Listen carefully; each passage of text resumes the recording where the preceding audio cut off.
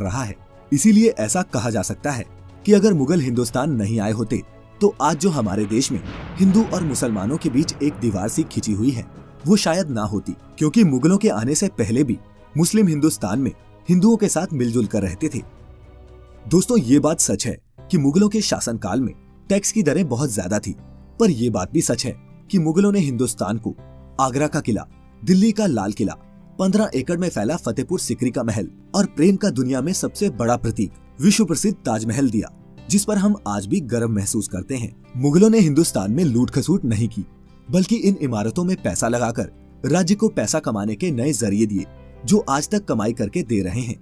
यहाँ ताजमहल सालाना 20 करोड़ रुपए की कमाई करता है, तो वही कुतुब मीनार से 10 करोड़, लाल किला और हुमायूं के मकबरे से 6-6 करोड़ रुपए सरकारी राजस्व में आज भी सालाना जमा होते हैं।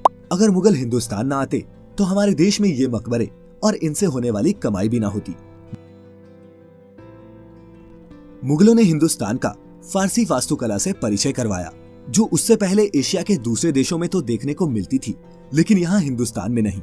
इसके अलावा मुगलों ने हिंदुस्तान में जंग के पुराने नियमों को भी बदल डाला। तुर्की युद्ध रणनीति और अपनी तोपों के दम पर ही बाबर ने पानी का पहला युद्ध जीता था। जब मुगल शासन में थे तब हिंदुस्तान में बंदूक, तोपें और तलवार जैसे हथियारों का बहुत बड़ी मात्रा में उत्पादन हुआ करता था। आपको ये जानकर हैरानी होगी दोस्तों कि मुगल शासन के दौरान हिंदुस्तान दुनिया में सबसे ज्यादा हथियारों का निर्माण करने वाला देश हुआ करता था। यहाँ से ये हथियार दूसरे देशों को भी सप्लाई किए जाते थे। मुगलों ने देसी उत्पादन को खूब बढ़ावा दिया। उस समय सूती कपड़े, मसाले, नील, नमक, ऊनी और रेशमी कपड़े आदि का विश्व में सबसे ज्यादा उत्पादन हिंदुस्तान में ही हुआ करता था और हिंदुस्तान ही इन सब चीजों का सबसे बड़ा निर्यातक भी हुआ करता था। उस समय प्रशासन तो मुगलों के हाथ में था, लेकिन व्यापार में हिंदू व्यापारियों का ही दबदबा था। अकबर ने अंतर्राष्ट्रीय व्यापार बढ़ाने के लिए कई ऐसे कदम उठाए जिनसे पश्चिम के देशों का भारत से व्यापार बढ़ा। ईस्ट इंडिया कंपनी भी भारत इन्हीं व्यापारियों की शक्ल में आई थी, जिसने बाद में मुगल साम्राज्य को ही खत्म कर दिया और हिंदुस्तान पर राज किया। इस पर यह तो कहा जा सकता है कि अगर मुगल सल्तनत अंग्रेजों को मौका ना देती तो शायद वो भारत पर राज ना कर पाते, लेकिन ऐसा कहना बेमानी लगता है, क्योंकि अगर मुगल सल्तनत ना होती तो हमारा देश छोटे छोटे कई देशों में बटा होता, जिन पर कब्जा करना विदेशों के लिए और आसान होता।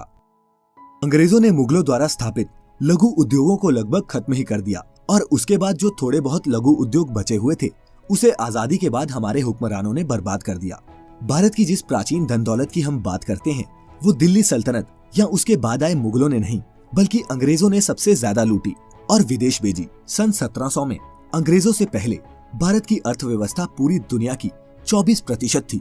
जी हाँ, 24%, जो 1952 में अंग्रेजों के जाने के वक्त सिर्फ 3.8% रह गई थी। जिस स्तर पर अंग्रेजों ने भारत की संपत्ति को लूटा वो पूरी दुनिया में अद्वितीय है। अंग्रेज भारत की कई बहुमूल्य मुगल पेंटिंग्स, हीरे जवाहरात और शिल्प कलाएं लूट कर ले गए, जो आज हमें पश्चिमी म्यूजियम्स में देखने को मिलती हैं।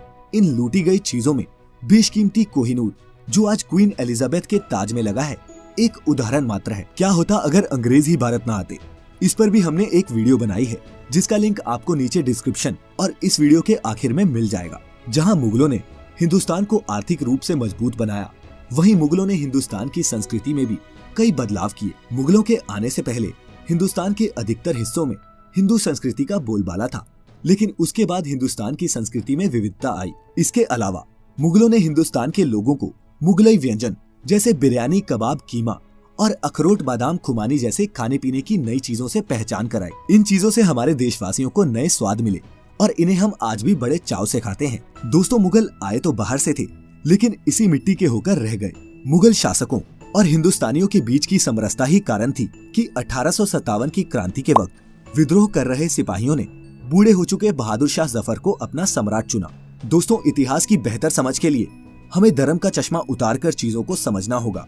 कौन बेहतर था और कौन बुरा, इसका फैसला आप स्वयं करें। फिलहाल आज की वीडियो अगर मुगल भारत न आते तो क्या होता में इतना ही। अगर आपको इस बारे में कुछ कहना है तो कमेंट बॉक्स आपके लिए खुला पड़ा है। वीडियो अच्छी लगी हो तो अपने दोस्तों के साथ जरूर शेयर करें, वीडियो को लाइक करें और ऐसी सभी इंटरेस्टिंग वीडियोस देखते रहने के लिए सब्सक्राइब करें हमारा यूट्यूब चैनल और लाइक करें हमारा Facebook page the mystical land. अब अपने दोस्त को इजाजत दीजिए। आपका बहुत बहुत शुक्रिया।